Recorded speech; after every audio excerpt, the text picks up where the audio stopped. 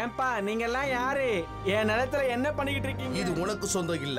இந்த நிலம், இந்த உலகம் எல்லாமே இனி எங்களுக்கு சொந்தம். அதனால முதல்ல நீ இருந்து வெளியே கிளம்பு.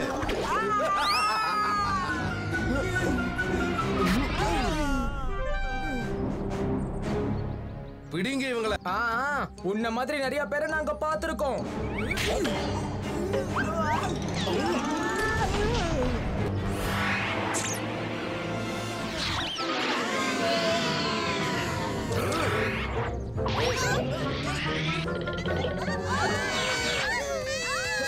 சொக்கி லட்டு குடு.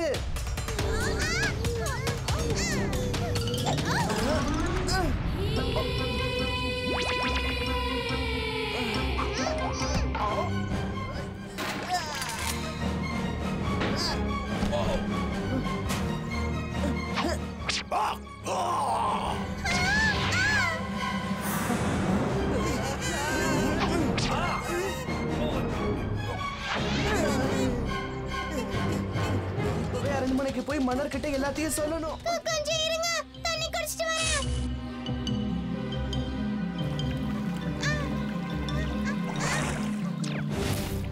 இங்க இருக்கிற தண்ணி இப்ப எங்களுக்கு சொந்தம்.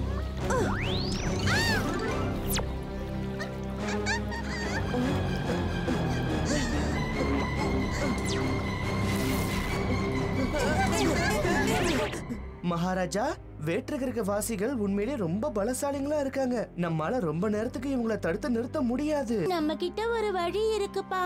அவங்க 2 பேருக்கு நடுவுல நம்ம சண்டைய மூட்டி விட்டுட்டா நல்லா இருக்கும்ல. அந்த மாதிரி செஞ்சா அவங்க பூமியில இருக்கவங்கள மறந்துட்டு அவங்களுக்குள்ளேயே சண்டைய போட்டுப்பாங்க. சண்டைய போட்டு ஒருத்தர் தாக்கிப்பாங்க. பிரமாதம் இந்த பத்தி பிரமாதம். இந்த சின்ன வயசுலயே அருமையான யோசனையை நீ கொடுக்கறீங்க. எல்லாரும் அங்க பாருங்க, அந்த வீனஸ் மனுஷங்க எல்லா இடத்தையுமே ஆக்கிரமிச்சுக்கிட்டாங்க. இங்க இருந்து போயிடு. இந்த தண்ணி எங்களுக்கு சொந்தம். பூமியை மாஸ்காரங்க தானே ஆக்கிரமிச்சிட்டு இருக்காங்க. அப்படியே விஷயம்.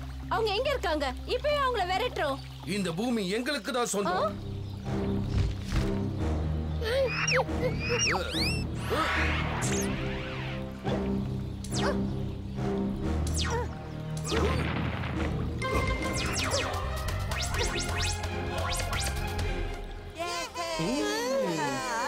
அவங்க 2 பேருக்கு நடுவுல பகையை உண்டாக்கி நம்ம தப்பு தானே பண்றோம். ஆமா சுக்கி, நீ சொல்றதும் சரிதான்.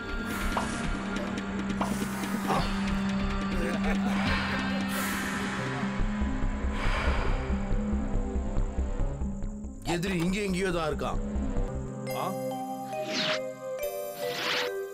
இதுல என்ன இருக்கு?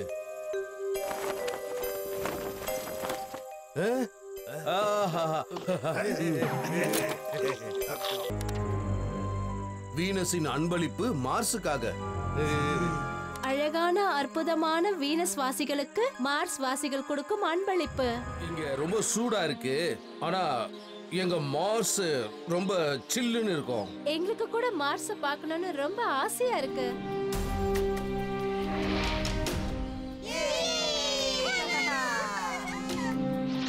பாத்தீங்களா, சண்டை போட்டு ஒரு முடிவுக்கு வரதை விட அன்பு காட்டி ஒரு விஷயத்தை முடிக்கிறது ரொம்ப நல்லா இருக்கும். புரியுதா? உங்ககிட்ட இருக்கிற டேலண்ட்களை மக்களுக்கு காட்டுங்க.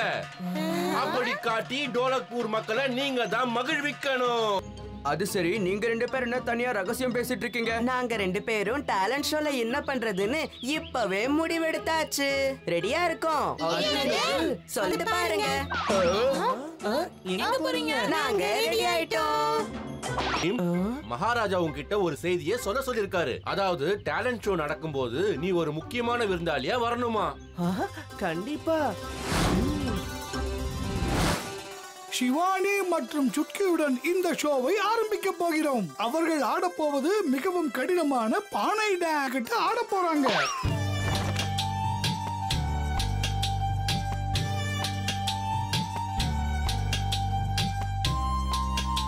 அட, பானைகளை நல்லா ஒட்ட வச்சிருக்காங்கப்பா, அதனாலதான் கீழே விழ மாட்டேங்குது.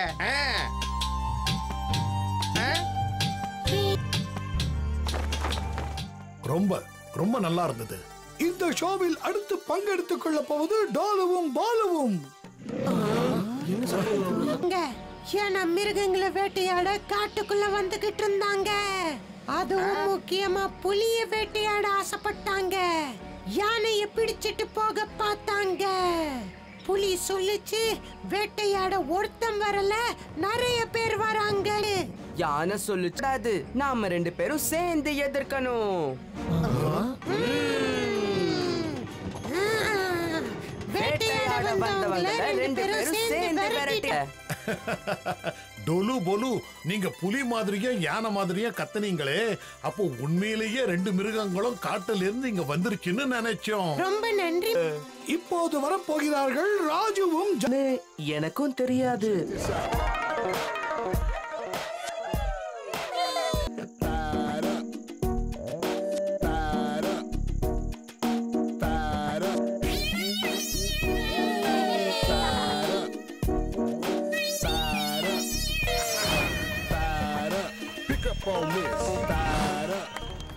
ஏனென்றால் ராஜகுமாரி இந்துமதி நமக்கு நிழல் மூலம் கதை படுதாவில்.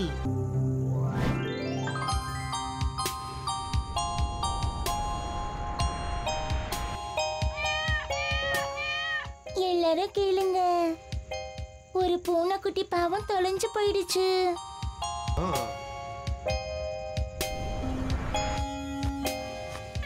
உடனே கிளி பறந்து போய் மத்த மிருகங்கள் கிட்ட இந்த செய்திய சொல்ல. இல்ல, எனக்கு அத பத்தி தெரியாது. கரடியும் அதேதான் சொல்லுச்சு. மானும் அததான் சொல்லுச்சு. அப்புறம் முயல் அங்கேயும் இங்கேயும் வேகமா ஓடிச்சான். பூனைக்குட்டி பாவம் ஒரு பள்ளத்துல விழுந்திருந்துச்சு. பயந்து போயிருந்தது. முயல் பூனைக்குட்டிய பார்த்தது. உடனே பூனையை கூப்பிட்டது.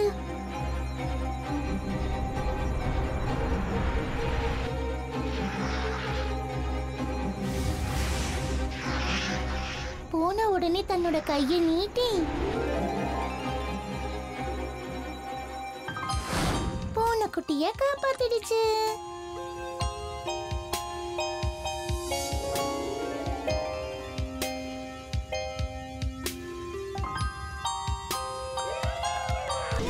நீங்கள் பார்த்தீர்களா? ஒவ்வொரு குழந்தையிடமும் தனித்திறமை, அதாவது டேலண்ட் உள்ளது. அதை அருமையாக வெளியே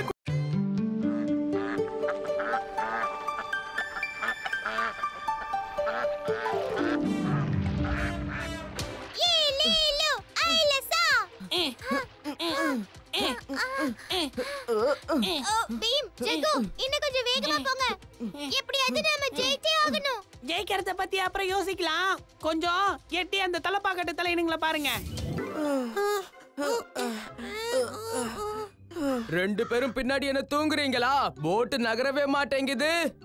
துடுப்பு தண்ணியில பட்டாதானே பாருங்க. நாங்க துடுப்ப காத்துலயே தான் ஆட்டிட்டு இருக்கோம்.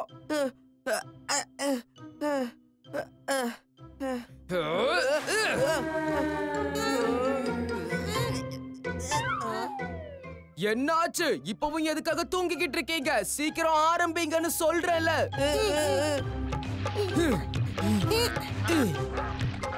என்ன பண்றீங்க? கொஞ்சம் வேகமா ஆகட்டும்.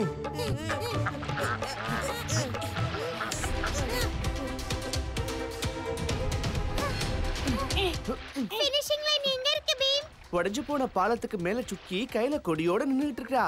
அதுதான் நம்மோட பினிஷிங் லைன்.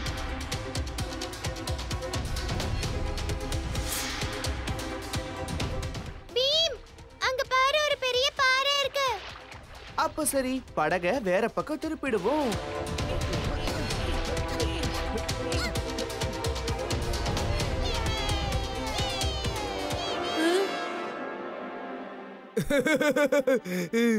இப்ப இவங்க கண்டிப்பா தோக்கதான் போறாங்க.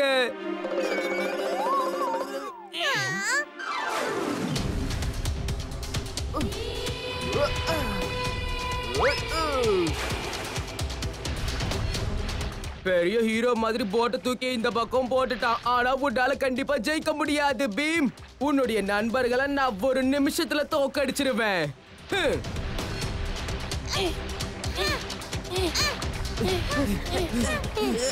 என்னது இவ்வளவு வேகமா போறாங்க? துடுப்பா அசைங்க, நாம எப்படியாவது ஜெயிச்சே ஆகணும்.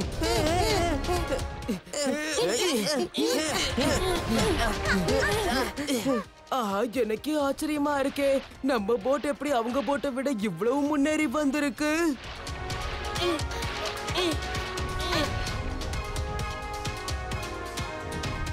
ஜக்கு, ராஜு, தைரியத்தை இழக்காதீங்க. உங்களால கண்டிப்பா முடியும். அச்சச்சோ, ஃபினிஷிங் லைன் ரொம்ப கிட்ட நெருங்கிடுச்சே.